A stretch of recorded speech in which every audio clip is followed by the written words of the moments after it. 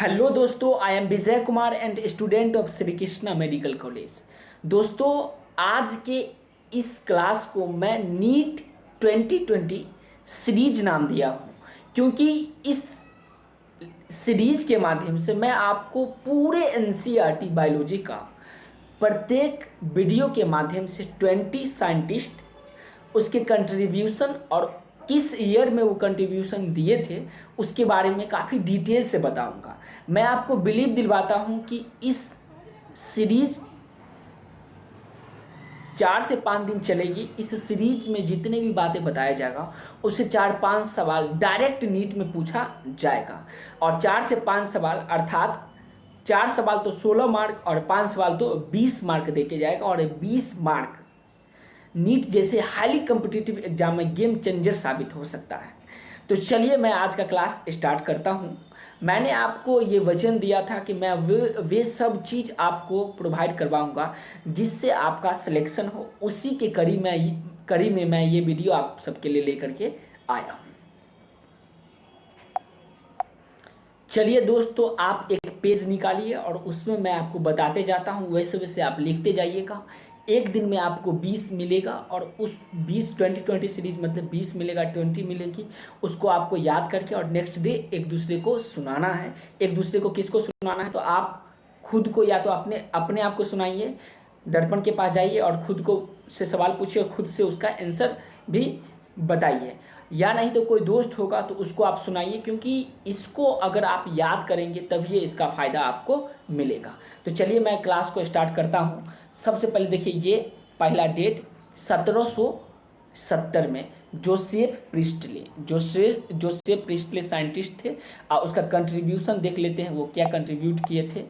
Essential role of air in growth of green plant के growth में air का essential role Priestley साहब दिए थे। कितना ईस्वी में दोस्त? तो 1770 ईस्वी में।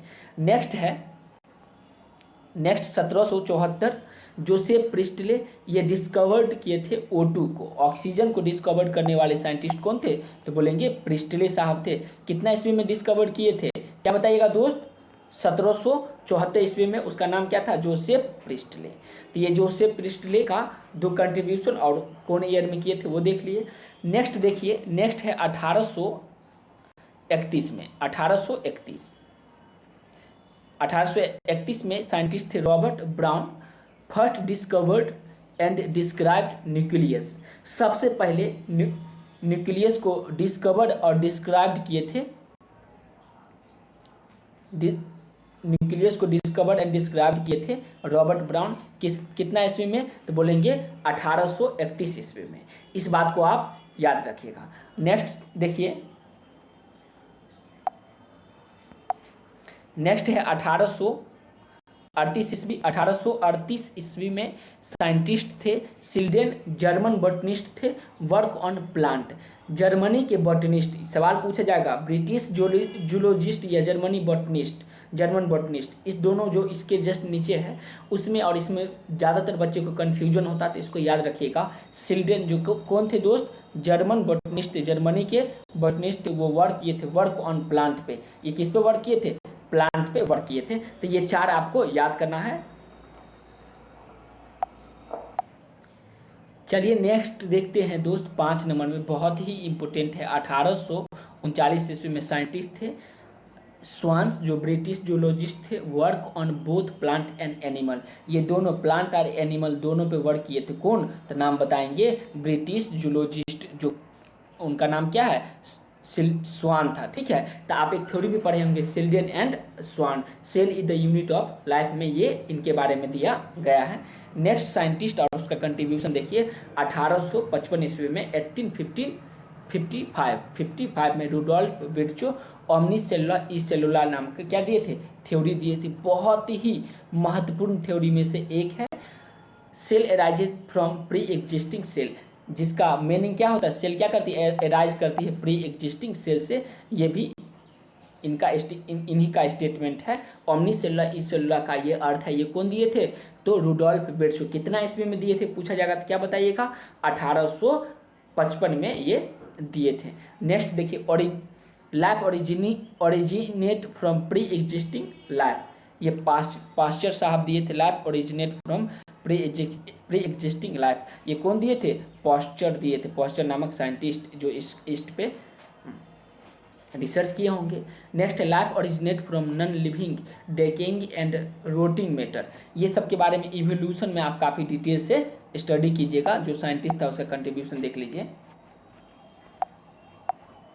Life originate from non living decaying and rotting matter spontaneous generations, ये स्टेटमेंट डायरेक्ट आएगा। ये पूछा जाएगा स्पॉन्टेनियस जनरेशंस का ये स्टेटमेंट है या नॉन स्पॉन्टेनियस का, बताना है। स्पॉन्टेनियस जनरेशन का ये स्टेटमेंट है, और वो स्टेटमेंट क्या है तो ये स्टेटमेंट यहाँ पे लिख दिया गया है। इस स्टेटमेंट को आपको याद रखना है।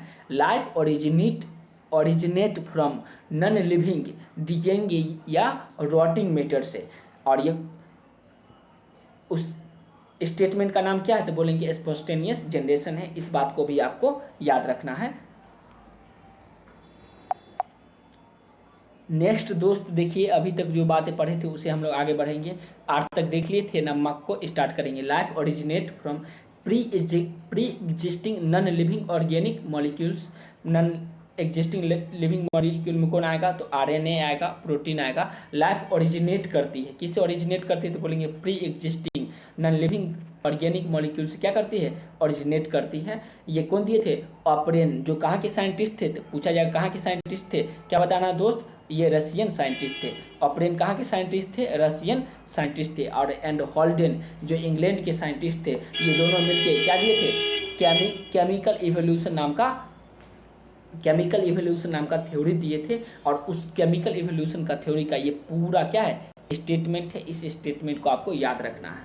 Life originate from pre existing non living organic molecule, pre existing non living organic molecule में कौन आएगा तो आरएनए आएगा एंड प्रोटीन आएगा। और ये कौन दिए थे? रशियन साइंटिस्ट, जो उनका नाम क्या था तो ऑपरेन ये नाम था। एंड हॉल्डेन इंग्लैंड के साइंटिस्ट थे। ये दोनों मिलकर के रशियंस एंड इंग्लैंड के साइंटिस्ट ऑपरेन एंड हेल्डेन दोनों मिलके केमिकल एवोल्यूशन नाम का थ्योरी दिए थे। और ये आपको मिल जाएगा एवोल्यूशन जो 12th का चैप्टर है उसमें ये मिल जाएगा। तो इस बात को भी आपको याद रखना बहुत ही महत्वपूर्ण है।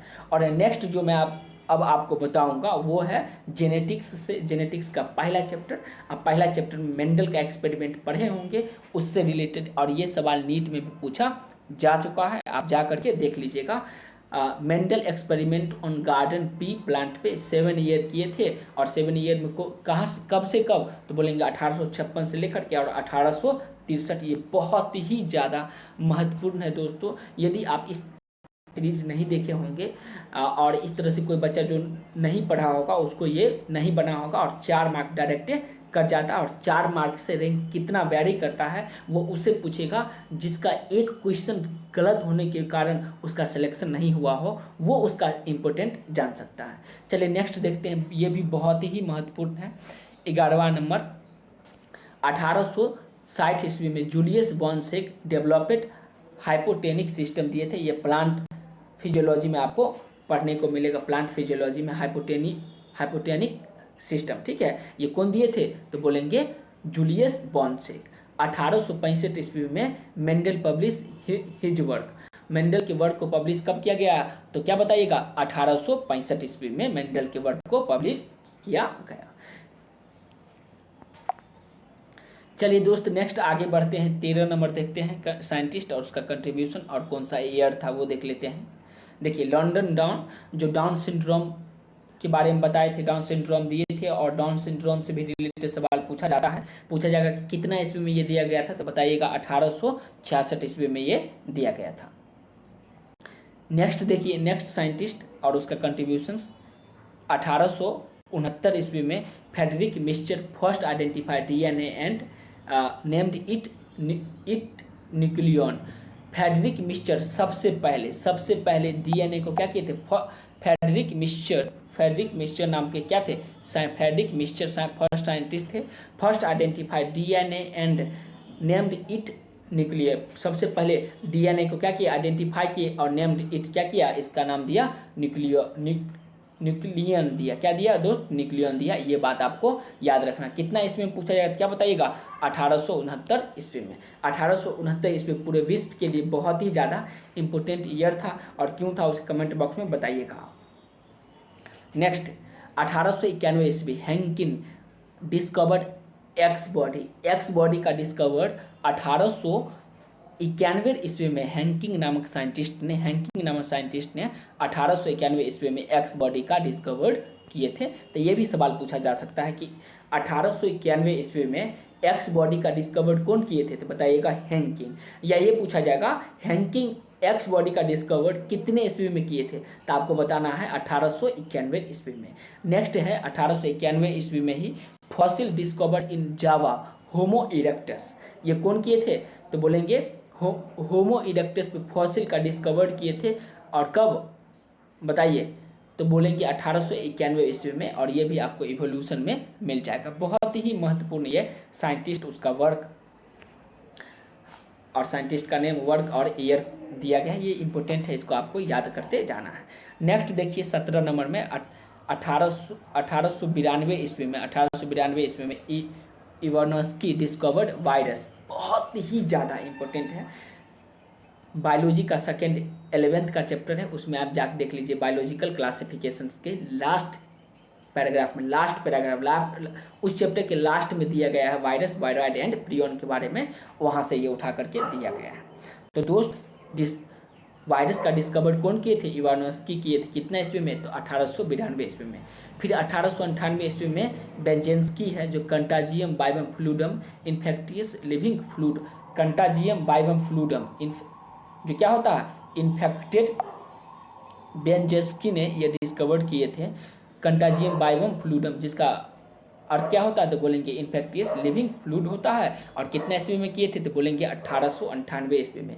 19 नंबर में 1898 ईस्वी का नेक्स्ट कंट्रीब्यूशन देखिए, कैमिलियो गोल्जी जो डिस्कवर्ड किए थे गोल्जी बॉडी। ये भी सवाल नीट में पूछा जा चुका है कि गोल्जी बॉडी का डिस्कवर कौन किए थे? तो बताइएगा कैमिलियो गोल्जी किए थे। और कितना ईस्वी में पूछा जाएगा? तो बताना है 1898 ईस्वी में। और इस सीरीज का लास्ट साइंटिस्ट और उसका कंट्रीब्यूशन देखते हैं।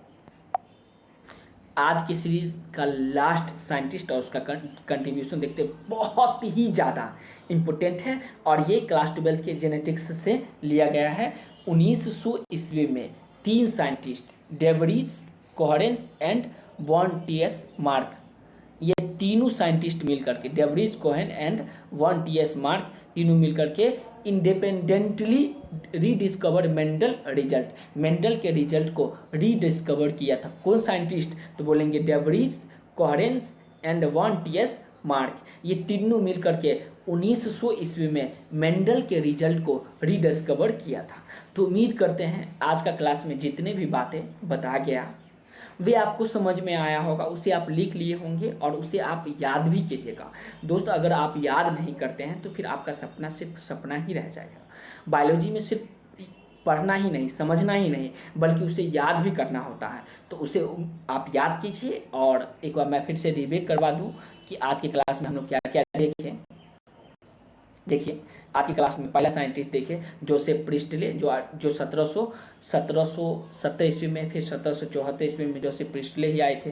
फिर 1831 ईस्वी में, फिर हम लोग देखें 1838 ईस्वी में सिल्डन जो जर्मन क्या थे? बॉटनिस्ट थे, जर्मन बॉटनिस्ट। फिर 1839 में, फिर 1855 में रूडोल्फ विर्चो ओमनी सेलुला दिए थे। ये सब देख लीजिए कंट्रीब्यूशंस।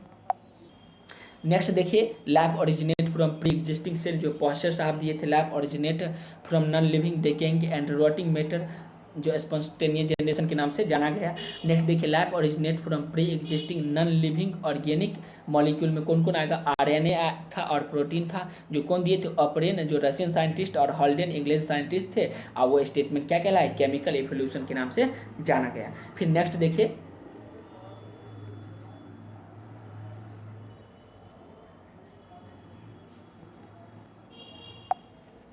नेक्स्ट देखिए दोस्त 1856 से 1830 ईस्वी में मेंडल का जो मेंडल एक्सपेरिमेंट जो गार्डन पी प्लांट पे किए थे 7 ईयर तक किए थे।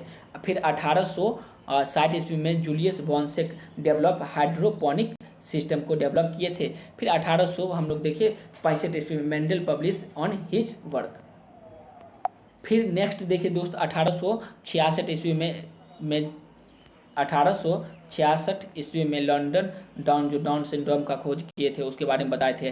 1869 ईस्वी में Friedrich Miescher first identify DNA and nuclein. फिर 1891 ईस्वी में हैंकिंग डिस्कवर्ड किए थे एक्स बॉडी को। 1891 ईस्वी में fossil discovered in Java Homo erectus ये था। फिर 1892 ईस्वी में इवानस्की जो डिस्कवर्ड किए थे वायरस को। 1898 ईस्वी में बेंजेंस्की contagium vivum fluidum infectious living fluid contagium vivum fluidum जो कौन डिस्कवर किए थे, तो बोलेंगे बेंजेस्की। कितना ईस्वी में? 1898 ईस्वी में। फिर नेक्स्ट बहुत ही इंपॉर्टेंट था 1898 ईस्वी में कैमेलियो गोल्जी डिस्कवर किए थे गोल्जी बॉडी का। एंड ये देखे थे, ये भी बहुत महत्वपूर्ण था। 1900 ईस्वी में 3 scientist de Vries Correns and von Tschermak ये तीनों मिल करके independently rediscovered Mendel's result. Mendel के रिजल्ट को रीडिस्कवर 3 साइंटिस्ट मिलकर किए थे। कितना ईस्वी में? तो 1900 ईस्वी में डेवरीज कोहेरेंस एंड टीएस मार्क। और उसके बाद पूरा क्या हो गया? जेनेटिक्स से ही चेंज हो गई थी। तो उम्मीद करते हैं ये वीडियो आपको समझ में आया होगा। वीडियो अच्छा लगा तो लाइक कीजिए और चैनल को सब्सक्राइब कीजिए ताकि इसी तरह का वीडियो आपको मिलते रहे। और तब तक खुश रहिए और खुशियाँ फैलाते रहिए। फिर मिलते हैं नेक्स्ट वीडियो के माध्यम से। धन्यवाद दोस्तों।